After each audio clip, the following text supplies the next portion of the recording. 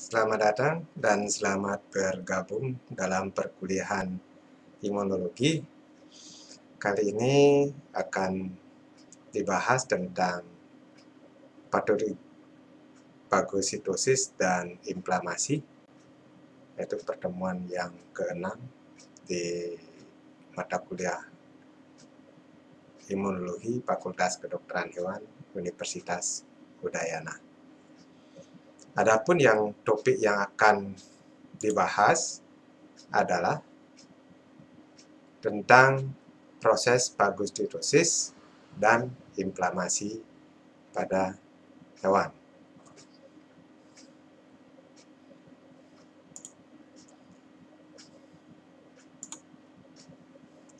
Nah, ruang lingkup dari pertemuan kali ini, yaitu tentang fagositosis dan inflamasi, meliputi yang pertama agen infeksi. Agen infeksi ini bisa disebabkan oleh bakteri, jamur, virus, parasit, maupun bahan-bahan lainnya yang bersifat antigenik. Bahan-bahan inilah atau agen infeksi inilah yang akan menimbulkan menimbulkan proses fagositosis pada tubuh, baik hewan maupun manusia. Nah, ini yang pertama dibahas. Kemudian selanjutnya adalah sel-sel fagosit yang berperan dalam eliminasi agen infeksi ini. Nah, diantaranya ada monosit, kemudian ada makrofag, ada neutrofil, ada basofil, dan eosinofil. Nah, dalam lingkupan sel fagosit ini, dalam melakukan eliminasi atau melenyapkan benda asing yang masuk atau agen infeksi yang masuk ini, tentu melalui suatu proses. Prosesnya meliputi adalah bagaimana sel fagosit ini mendekati agen infeksi, kemudian melakukan pendekatan atau adhesi. Setelah melekat dilakukan pencernaan atau ingesti. Nah, setelah selesai dicerna, benda asing ini di dalam sel fagosit ini akan disajikan. Nah, selama proses fagositosis ini tentu akan menimbulkan suatu reaksi. Reaksinya itu adalah inflamasi. Nah, yang pertama itu tentang bakterinya. Nah, sekedar kami singgung tentang bakteri sebagai bayangan nanti untuk memahami bagaimana proses fagositosis itu.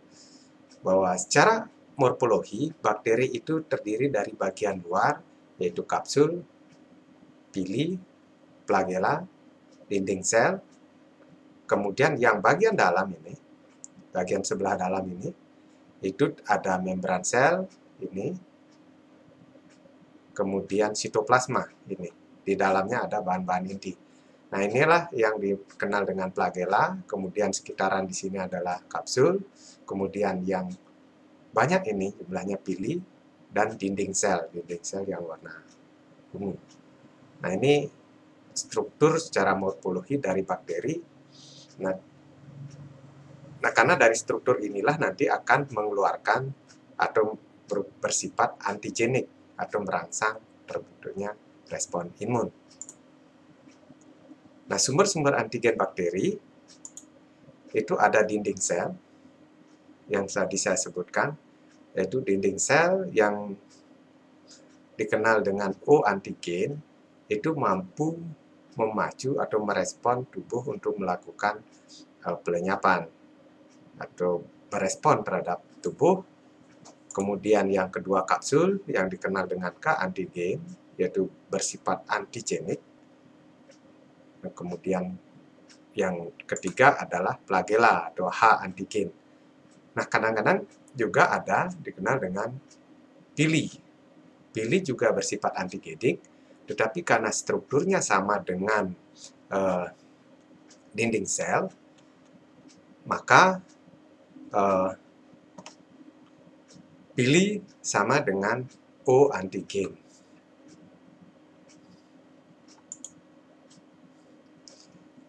Nah, itu secara sepintas tentang antigenik. Kemudian berlanjut kepada bagaimana sih mekanisme bakteri menimbulkan suatu infeksi. Kadang-kadang hewan tertentu itu peka terhadap penyakit, dan di pihak lain juga ada yang tidak. Contohnya misalnya anjing, dia sering terserang kena parvo, tetapi kucing tidak. Apa yang menyebabkan perbedaan itu? Yang pertama itu adalah secara faktor umum. Ada faktor umum dan faktor khusus. Faktor umum itu adalah genetik. Memang secara genetik berpengaruh terhadap kepekaan terhadap suatu agen infeksi. Nah, itu genetik pada anjing mungkin cocok untuk virus parvo sehingga dia berkembang, sedangkan pada kucing tidak. Jadi secara genetik memang berbeda. Begitu juga ada penyakit pada manusia, tetapi pada hewan tidak ada. Begitu juga pada hewan ada, tapi pada manusia tidak ada, itu karena faktor genetik. Kemudian, secara umum juga, kita juga dilindungi oleh asam lambung. Yang pertama itu adalah genetik, yang kedua itu asam lambung. Kenapa kita bisa tidak sakit? Itu karena faktor genetik, kemudian bisa karena asam lambung, bahwa di alam itu banyak sekali bahan-bahan infeksi, baik di udara, kemudian di makanan, di minuman, dan lain sebagainya, yang setiap saat tubuh terpapar oleh agen infeksi. Nah, ini karena adanya asam lambung inilah, maka sel-sel bakteri itu akan dibunuh oleh asam lambung ini.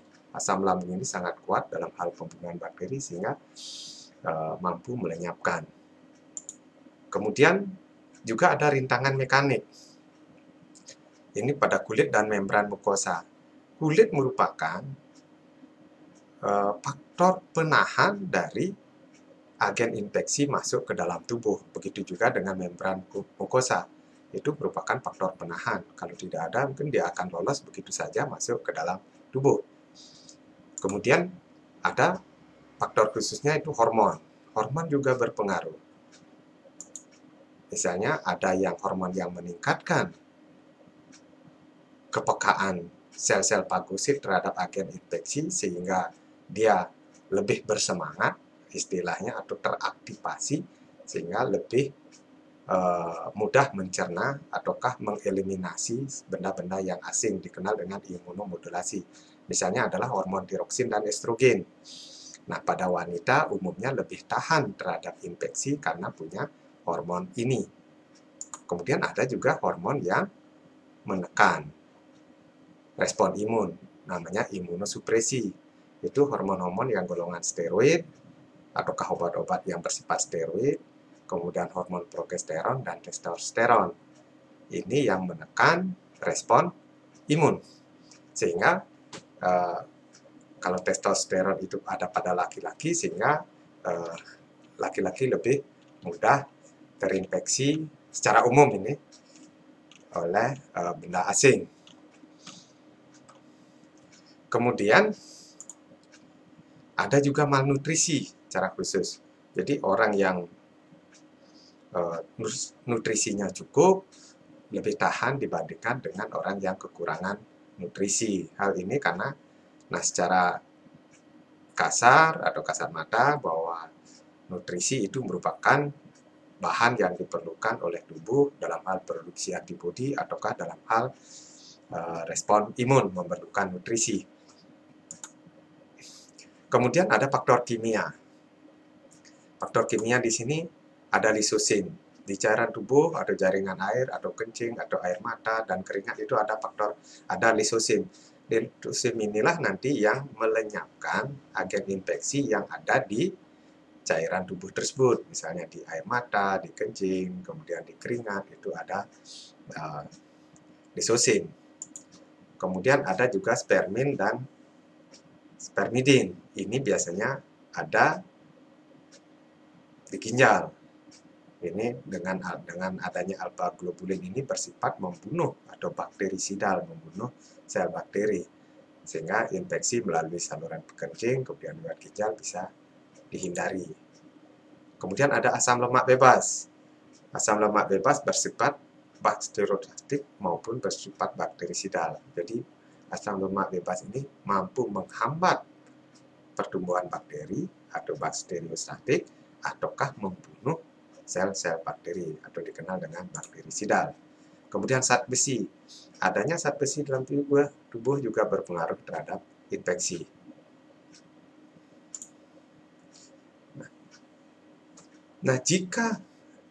Jadi dengan demikian bahwa di dalam tubuh pertahanan secara umum itu sudah komplit. Kemudian lewat hidung ada bulu mata, kemudian ada mukosa, kemudian lewat mulut juga ada, kemudian sampai di lambung nanti ada asam lambung yang sangat kuat. Tapi kadang-kadang tubuh juga bisa kecolongan. Nah, tubuh juga bisa kecolongan sehingga menimbulkan sakit. Nah, biasanya tubuh karena adanya lubang lolos pintu gerbang alami yang disebutkan tadi, baik faktor khusus maupun faktor umum ataukah faktor kimia itu lolos, maka tubuh akan terinfeksi. Maka agen infeksi masuk ke dalam tubuh. Nah, di dalam tubuh apa yang terjadi? Nah, di sini nanti yang pertama itu adalah adanya reaksi dari PMN, polimorfonuklear, sel polimorfonuklear, atau istilahnya adalah sel fagosit. Kemudian ada juga komplement di dalam tubuh yang akan mengeliminasi benda asing. Juga ada antibodi. Inilah nanti akan berespon terhadap benda asing. Nah, adanya respon terhadap benda asing ini akan menimbulkan reaksi-reaksi, baik reaksi di tempat itu, misalnya kulit misalnya, dia tertembus oleh benda asing, maka akan terjadi bisul di tempat itu, sehingga menimbulkan reaksi pus atau biogenik secara lokal. Nah, jika infeksi terus berlanjut, bertahan, maka dia akan ke daerah-daerah tertentu secara regional. Nah, jika melanjut maka bisa ke sistemik, mempengaruhi kesehatan secara umum. Nah, bagaimana jika infeksinya itu sudah masuk ke dalam tubuh? Apa yang dilakukan oleh respon imun? Yang pertama itu adalah netralisasi dari toksin atau enzim oleh antibodi. Jadi bakteri yang masuk ke dalam tubuh akan dinetralisir oleh antibodi, maupun virus yang masuk ke dalam tubuh itu akan dinetralisir oleh antibodi. Kemudian oleh antibodi bersama dengan komplement dan lisosim akan dimusnahkan. Kemudian berlanjut akan ada perlekatan, diikat oleh antibodi ataukah oleh komplement.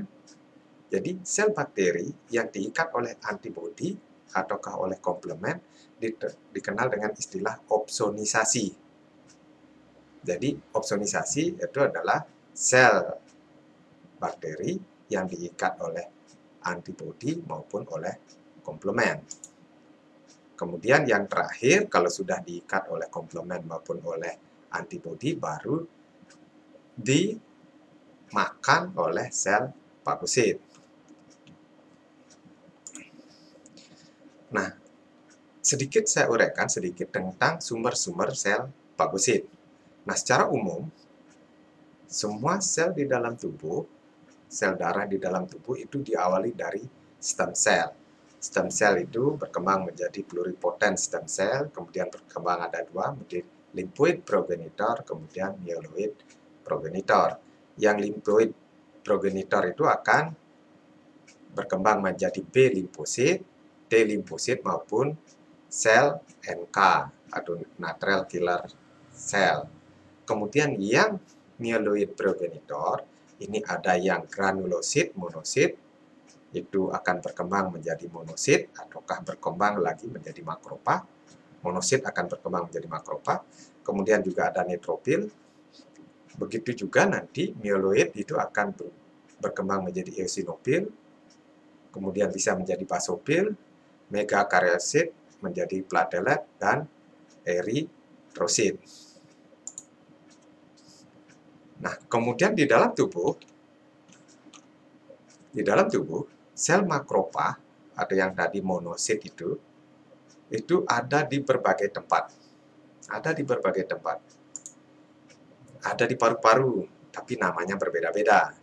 Kalau di paru-paru itu sel makrofag atau sel yang mampu melenyapkan benda asing itu dikenal dengan makrofag alveoler. Kemudian di jaringan hati dengan sel Kaper. Kemudian di saraf pusat atau sel Schwann atau mikroglia. Kemudian di ruang sendi sel sinovial tipe A. Kemudian jaringan pengikat ada namanya istiosit. Kemudian ruang serosa atau makrofag pleural peritoneal. Kemudian makrofag bebas. Inilah sel-sel fagosit inilah, sel makrofag inilah nanti yang berperan dalam pelenyapan benda-benda asing, baik di paru-paru, di hati, di saraf, di ruang sendi, dan lain sebagainya. Kemudian, apa itu fagositosis? Fagositosis adalah pelenyapan partikel-partikel asing yang ada di dalam tubuh. Partikel-partikel asing tadi bisa, sudah saya sebutkan tadi, itu adalah bisa bakteri, virus, kemudian benda asing lainnya, termasuk juga jaringan atau sel-sel yang sudah rusak atau sel-sel yang sudah tua. Itu juga perlu dilenyapkan. Kemudian, pada manusia dan vertebrata, fagositosis dilimpahkan tugasnya kepada dua kelompok sel fagosit, yaitu yang tadi itu adalah makrofag dan neutrofil. Itu dua kelompoknya, itu adalah sel fagositik mononuklear makrofag, fagositik polimorfonuklear yaitu neutrofil atau eosinofil. Ini dah yang dua ini yang menyebabkan yang melakukan proses fagositosis, yaitu monosit ataukah makrofag. Jadi makrofag yang muda itu dikenal dengan monosit, kalau sudah berkembang menjadi makrofag. Kemudian juga sel polimorfonuklear ada neutrofil dan eosinofil. Nah, inilah gambaran makrofag yang begitu makrofag yang seperti ini, begitu dia kena benda asing ataukah terangsang dia, maka akan berbentuknya akan menghasilkan pseudopodi, mengikat seperti ini. Ini adalah benda asingnya, anggap ini bakteri. Ukurannya itu bisa antara 10 sampai 30 mikron dengan inti terletak agak ke pinggir atau eksentris. Bentuk selnya tidak teratur, tergantung nanti rangsangan yang akan terjadi. Kalau dia terangsang di sini, dia akan bentuknya mendekati rangsangan sehingga bentuknya tidak teratur. Jadi kaki-kaki atau pseudopodi ini akan nanti mendekati benda-benda asing tersebut. Nah, fungsi dari makrofag melenyapkan benda asing atau benda asing yang ada di dalam tubuh, yaitu agen infeksi, jaringan-jaringan yang rusak, jaringan-jaringan yang sudah tua. Kalau tidak ada makrofag, maka dia akan tetap ada di dalam tubuh. Kemudian memproses antigen, jadi benda agen infeksi yang masuk diproses terlebih dahulu, dicerna, kemudian diproses, sehingga menjadi fragmen-fragmen kecil. Kemudian setelah menjadi fragmen-fragmen kecil, baru disajikan lagi ke sel T, sehingga nanti untuk menghasilkan antibodi. Nah, di samping juga memproses, begitu sel makrofag itu menemukan agen infeksi, dia akan mengeluarkan sesuatu yang dikenal dengan sitokin. Sitokin ini berperan untuk memanggil teman-temannya untuk mendekati agen infeksi. Jadi mengundang sebagai sinyal, dia sitokin misalnya interleukin 1 seperti itu, dia menyebabkan aktivasi dari limfosit T, kemudian juga menyebabkan sel-sel fagosit yang lainnya datang ke tempat sumber infeksi. Kemudian juga ada bahan biologi lainnya seperti arginase dan timisin yang dikeluarkan oleh makrofag ini. Juga interferon terhadap proses aktivasi. Nah, kemudian pengenalan terhadap benda asing. Pengenalan terhadap benda asing yang awalnya, jadi begitu ada benda asing masuk ke dalam tubuh, maka sel fagosit yang ada di sekitar tempat itu, itulah yang dulu mengenal. Kenalnya itu dari mana? Karena benda asing itu atau kuman yang ada di dalam tubuh itu dia mengeluarkan sinyal. Sinyal inilah yang ditangkap oleh sel-sel fagosit. Nah, karena sebaran sel fagosit paling banyak di dalam tubuh itu adalah neutrofil, maka neutrofil itu ada di mana-mana, maka sinyal itu biasanya ditangkap oleh neutrofil terlebih dahulu. Nah, begitu neutrofil menangkap sinyal ini, kemudian dia melakukan fagositosis, neutrofil juga mengeluarkan sinyal mengundang sel fagosit yang lainnya untuk mendekat. Seterusnya baru makrofag datang ke tempat itu untuk melakukan proses fagositosis dan mengeluarkan sinyal sehingga dia makrofag sendiri juga mengundang sel yang lain untuk mendekat. Nah, kemudian bagaimana reaksi tubuh kalau ada infeksi? Tadi sudah dijelaskan, karena neutrofil ada lebih banyak di tempat-tempat tertentu, jadi hampir tersebar di dalam tubuh, maka neutrofil paling awal ada di tempat infeksi. Sekitar 1-2 jam begitu ada infeksi, dia sudah ada di tempat itu. Kemudian baru dilanjutkan oleh makrofag. Setelah sinyal yang diberikan oleh neutrofil, maka makrofag datang ke tempat itu melakukan fagositosis. Nah, di daerah infeksi, pada daerah tersebut, yang awalnya itu adalah neutrofil, tapi lambat-kelamaan, karena suasana, begitu ada fagositosis, akan terbentuk suasana asam, maka daya tahan neutrofilnya tidak bisa bertahan lama. Dan fungsinya nanti akan digantikan oleh makrofag. Biasanya infeksi awal itu 1-2 jam, yang melakukan fagositosis itu adalah neutrofil, selanjutnya itu digantikan oleh makrofag. Nah, bagaimana makrofag itu melakukan fagositosis? Itu ada tahap perlekatan. Nah, tahap perlekatan atau dikenal dengan istilah adesi. Tahap ini dipengaruhi oleh antara ikatan makrofag dengan agen infeksi, ada muatan listrik, sehingga ada tarik-menarik di sana, sehingga sel bakteri itu bisa diikat oleh makrofag. Juga di sana juga faktor suhu dan pH itu mempengaruhi. Kemudian yang kedua, di samping karena muatan listrik, pH, dan suhu, juga kenapa makrofag bisa mengikat benda asing yang ini makrofag, yang ini adalah makrofag, ini adalah benda-benda asingnya. Karena makrofag itu punya reseptor. Ini reseptornya dia. Ada reseptor, ada 40 jenis, bahkan lebih reseptor pada makrofag yang biasanya reseptor itu dipakai untuk mengikat.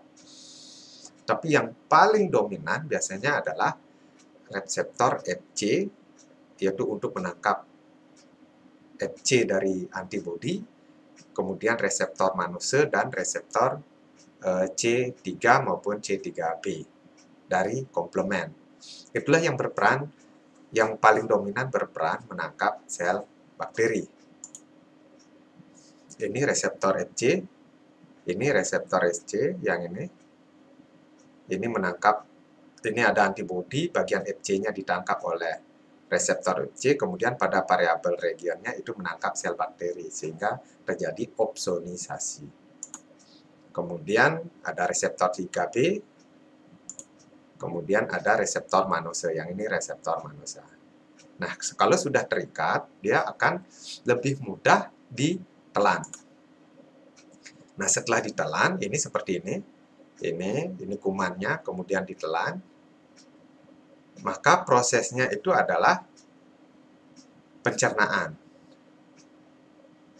Nah, awal atau istilahnya adalah tahap digesti. Jadi masuk terikat, kemudian di sini ada yang ini, setelah ditelan ini, akan dibungkus, pseudopodinya akan membungkus, kemudian masuk ke dalam. namanya itu adalah pagosum. Pagosum di sini, ini namanya pagosum. Kemudian, nah di dalam makropah ini juga ada lisosum. Lisosum ini akan mendekati pagosum ini bersatu, dia menjadi pagulisosum. Nah, disinilah terjadi proses pencernaan. Atau istilahnya nanti respiratory bus, jadi letupan respirasi di sini ada panas, kemudian ada berbagai enzim di sini yang menghancurkan benda asing ini seperti enzim lisosim, ribonuklease, protease, deoksiribonuklease, lipase, kemudian rapinose yang akan menghidrolisis komponen-komponen kuman tersebut. Nah, setelah dihidrolisis seperti ini di sini, setelah menjadi fragmen-fragmen antigen yang kecil, maka bahan asing itu dikeluarkan keluar dari sel makrofag ataukah disajikan ke sel lain. Nah, biasanya disajikanlah dia ke sel T melalui perantaraan MAC. MAC di sini memang setiap sel pada individu itu memiliki MAC atau MAC kelas 2. Maka fragmen-fragmen tadi diikat oleh MAC, kemudian MHC kelas 2 ini akan menyajikan ke sel T yang berfungsi untuk nanti proses pembentukan antibodi. Makrofag yang memiliki CD38 sebagai penghubung antara makrofag dengan MAC. Jadi juga ada peran dari CD38.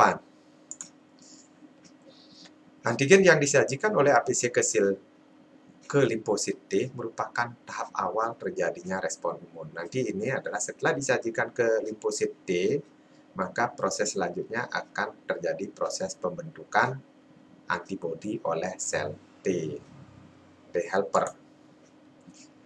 Nah, begitu proses dari fagositosis. Nah, selama proses fagositosis itu akan ada reaksi-reaksi dari tubuh. Ada reaksi-reaksi dari tubuh. Suatu peristiwa kompleks sebagai yang namanya adalah inflamasi. Inflamasi adalah suatu peristiwa kompleks sebagai respon tubuh dalam menghadapi agen asing. Nah, biasanya kita kalau nanti ada infeksi di tangan, seperti bisul misalnya, maka terjadilah proses inflamasi di sana. Jadi, sel-sel fagosit datang ke tempat itu, kemudian tujuannya untuk melakukan fagositosis. Nah, atau melenyapkan agen asing itu. Namun demikian, dalam proses inflamasi, ada secara klinik itu bersifat merugikan. Misalnya panas tinggi, misalnya badan kita tambah panas, meriang. Itu adalah proses inflamasi. Itu reaksi tubuh sebenarnya untuk mengeliminasi benda asing. Jadi secara klinis memang inflamasi ada yang merugikan. Tapi pada dasarnya tubuh berespon untuk menghilangkan benda asing. Jadi secara klinis merugikan. Nah, kemudian apa yang terjadi jika tangan tadi terkena infeksi, maka tangan tersebut, misalnya ada bisulan, misalnya pada tangan itu adalah proses dari inflamasi. Yang pertama-tama kita lihat adalah membengkak. Jadi, misalnya pada tempat bisul itu bengkak, membengkak, kemudian membesar, kemudian lama-lama warnanya menjadi kemerahan, kemudian setelah kemerahan dia kemudian diraba akan panas. Itu adalah proses inflamasi atau proses fagositosis di sana. Kemudian jika ditekan akan terasa nyeri. Nah, ini istilahnya adalah dolor, kalor, kemudian influenza, kayak gitu. Jadi kemudian, nah kalau sudah ada nyeri pasti ada gangguan fungsi. Jadi tangan kadang-kadang sakit, tidak bisa digerakkan, jadi fungsi tangan itu akan berkurang. Nah, itulah proses inflamasi. Kemudian kenapa dia membengkak? Karena begitu nanti makrofag melakukan fagositosis, dia akan mengeluarkan sitokin atau bahan-bahan tertentu yang merangsang jadi pembesaran pembuluh darah atau dilatasi pembuluh darah. Kemudian juga menyebabkan pengeluaran leukosit dan cairan-cairan. Jadi lemah bengkak dia. Pengeluaran beberapa mediator ini dari proses fagositosis ini, inflamasi itu mengeluarkan histamin, serotonin, kinin, prostaglandin, leukotriene. Inilah nanti yang menyebabkan badan itu tambah panas, kemudian pembuluh darah membesar, membengkak, dan lain sebagainya.